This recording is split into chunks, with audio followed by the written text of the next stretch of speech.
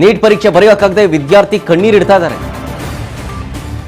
ಕಾಂಗ್ರೆಸ್ ಕಾರ್ಯಕ್ರಮದಿಂದ traffic jam ಆಗಿದೆ ಅನ್ನೋ ಆರೋಪವನ್ನ ಮಾಡ್ತಾ ಇದ್ದಾರೆ ಎಲ್ಲರೂ. ಈಗ ಮತ್ತೊಮ್ಮೆ ಸಂಸದ ತೇಜಸ್ವಿ ಸೂರ್ಯ ಇದೇ ವಿಚಾರವಾಗಿ ಕೆಂಡ ಕಾರ್ತಾ ಇದ್ದಾರೆ. ಕಾಂಗ್ರೆಸ್ನ ಈ ಒಂದು ಕಾರ್ಯಕ್ರಮದಿಂದಲೇ ವಿದ್ಯಾರ್ಥಿಯ ಜೀವ ಹಾಳಾಗಿದೆ. ಪರೀಕ್ಷೆ ಇದೆ ಅಂತ ಗೊತ್ತಿದ್ರೂ ಕೂಡ ಕಾರ್ಯಕ್ರಮ ಇಟ್ಕೊಂಡ್ರವರು.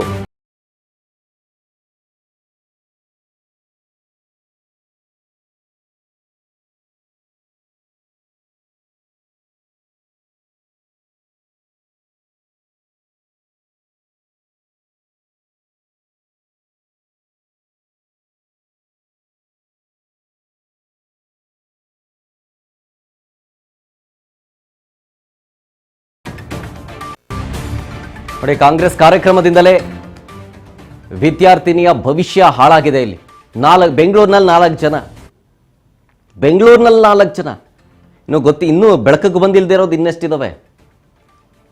ಕಣ್ಣೀರಾಗ್ತಿದ್ದಾರೆ ಎಲ್ಲ ವಿದ್ಯಾರ್ಥಿಗಳು. ನಾನು ಅದೇ ಹೇಳ್ತಾ ಇದ್ದಿದ್ದು, ಪದೇ ಪದೇ ನಾನು ಮತ್ತೊಮ್ಮೆ ಹೇಳ್ತೀನಿ. ನೀಟ್ ಎಕ್ಸಾಮ್ನ ಮತ್ತೆ ಮರುಪರೀಕ್ಷೆ ಮಾಡಿದವ್ರು ಇವರು. ಮರುಪರೀಕ್ಷೆ ಮಾಡಬೇಕಾದ್ರೆ ವಿದ್ಯಾರ್ಥಿಗಳಿಗೆ ಅಟ್ಲೀಸ್ಟ್ ತೊಂದರೆ ಆಗದೇ ಇರೋ ರೀತಿಯಾಗಿ ಕೆಲವೊಂದಿಷ್ಟು ರೂಲ್ಸ್ ಆ್ಯಂಡ್ ರೆಗ್ಯುಲೇಷನಲ್ಲಿ ಸಡಿಲ ಮಾಡಬೇಕಾಗಿತ್ತು.